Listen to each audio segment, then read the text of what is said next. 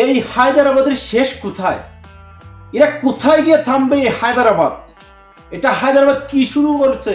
এদের আইপিএল থেকে বাদ দেওয়া হোক, কারণ এদের রানের চাপা পড়ে অন্য দল তো মারা যাবে।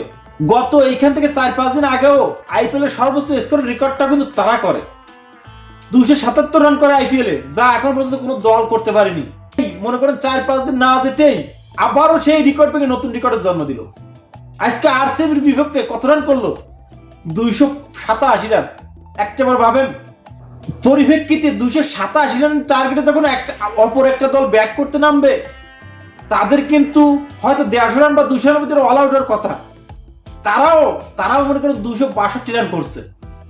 টি-20 কি ম্যাচটা খেললো দুই দল। মনে করেন আরসিবিও কিন্তু জিতার একটা পর্যায়ে চলে গেছিল। দীনেশ কার্তিক আর অনুজ রাওয়াত এই দুজন যদি আউট না হইতো, তাহলে কিন্তু আরসিবির ওটা সম্ভাবনা তৈরি হয়েছিল ম্যাচটা জিতার। 287 রান টপকে যদি আজকে এই ম্যাচটা জিতে যাইতো, তাহলে মনে করেন একটা ইতিহাস, যে ক্রিকেট বিশ্বে আগামী পর্যন্ত ইতিহাস সৃষ্টি হয়নি, এই সৃষ্টি হতে ইতিহাস। কিন্তু দীনেশ কার্তিকের ব্যাটিং ধরার পরেও শেষ পর্যন্ত তাকে দুর্ভাগ্যবশত আউট হয়ে যেতে হয়। কিন্তু সেই স্বপ্নের গন্তব্যস্থলে পৌঁছানো হলো না আরসিবি। কিন্তু যেদিন থেকে মনে করেন হায়দ্রাবাদের এই প্যাট কামিন্স অধিনায়ক হয়ে আইছে, সেদিন থেকে এই হায়দ্রাবাদ টিমটা কিন্তু এক অন্য লেভেলে চলে গেছে, অন্য পর্যায়ে চলে গেছে। তারা দেখেন কিভাবে ব্যাটিং করতেছে। তাদের ব্যাটিং না, প্রথম 3-4টি ব্যাটিং কিন্তু তাদের ম্যাচ শেষ করে দিচ্ছে। যেখানে ট্রাভিস হেডের মতো প্লেয়ার, যেখানে আছে মার্করাম, যেখানে আছে ক্লাসেন, যেখানে আছে আব্দুল সামাদ, অভিষেক শর্মা, এই সমস্ত প্লেয়ার সব আছে ফর্মে তুঙ্গে এখন। আজকে মনে করেন ট্রাভিস হেড দ্রুততম সেঞ্চুরি তুলে নিলেন, 2024 আইপিএল এর দ্রুততম সেঞ্চুরি তুলে নিলেন। কি পিটাইছে ট্রাভিস হেড, 39 বলে 100 রান করছে ট্রাভিস হেড। শুধু আইপিএল এর 2024 এর দ্রুততম সেঞ্চুরি না, আইপিএল এর ইতিহাসে মনে করেন এটা চতুর্থ দ্রুততম সেঞ্চুরি ট্রাভিস হেডের এই সেঞ্চুরি। আজকে মনে করেন আরসিবির ক্যাপ্টেন ফাফ ডু প্লেসিস প্রথমে টস জিতে কিন্তু বল করার সিদ্ধান্ত নেয়। যবে ব্যাট করতে আসে হায়দ্রাবাদ ব্যাটিং করতে এসেই কিন্তু শুরু করে উড়োধারা, একদম উড়োধারা। প্রথম থেকে ট্রাভিস হেড ছিলেন কড়া মেজাজে, মানে একের পর এক বল বাউন্ডারি ছাড়া করতে লাগেন। অভিষেক শর্মা হয়তো ট্রাভিস হেডের ইনিংসের কাছে অভিষেকের যে ছোট্ট একটা ঝোড়ো ইনিংস ছিল সেটা চাপা পড়ছে। অভিষেক শর্মা 22 বলে 34 রান করে আউট হয়ে যায়। এই দিন 3-এ নামিয়ে দেন ক্লাসেনকে, কারণ দেখতেছে তখন রানের বন্যা বয়ে যাচ্ছে, তখন ক্লাসেনের মতো প্লেয়ারকে দরকার।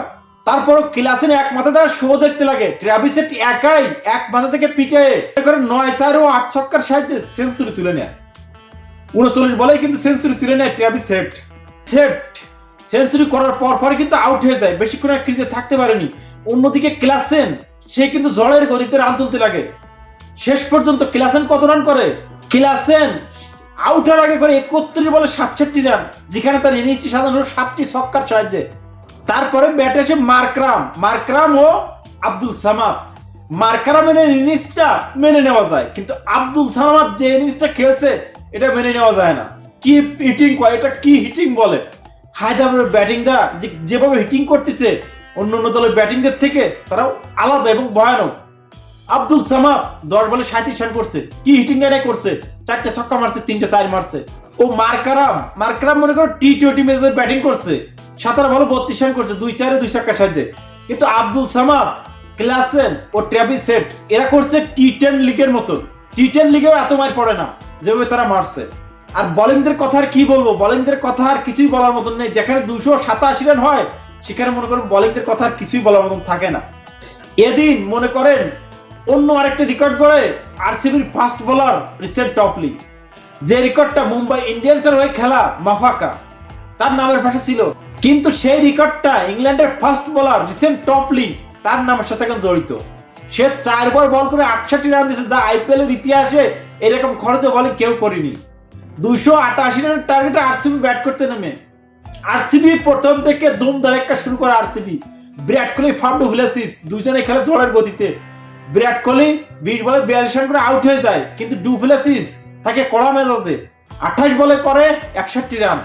ডু প্লেসিস আউট হওয়ার পরে ব্যাটে আসে উইল জ্যাক্স, ইংল্যান্ডের তারকা ব্যাটসম্যান উইল জ্যাক্স, সেও ব্যর্থ। পরপর 2-3 ম্যাচে কিন্তু সে ফ্লপ। রজত পাটিদার এই দিন সেও ব্যর্থ। সৌরভ রেওয়াজ সেও ব্যর্থ। তারপরে ব্যাটে আসে কে? দীনেশ কার্তিক। আর এসেই তোলেন ঝড়।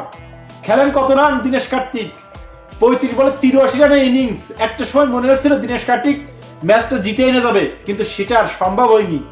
শেষ পর্যন্ত মনে করেন দীনেশ কার্তিক ও লাস্টে মহিপাল লম্বর 10 বলে 19 রান করে, ও অনুজ রাওয়াত 12 বলে 25 রান করে।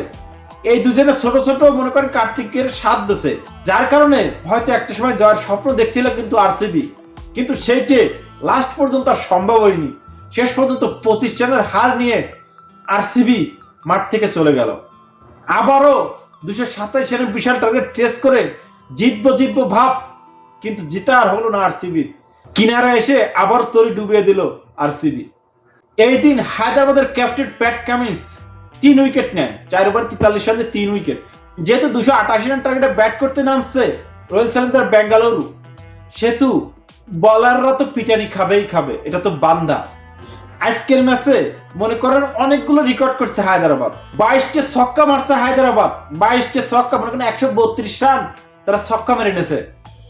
19টা 4 মারছে, 22টা ছক্কার সাথে 19টা 4 মারছে 20 ওভারে।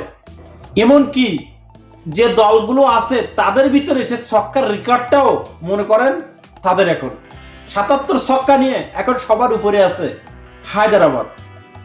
মনে করেন এক ম্যাচেই তারা অনেকগুলো রেকর্ডের জন্ম দিল হায়দ্রাবাদ।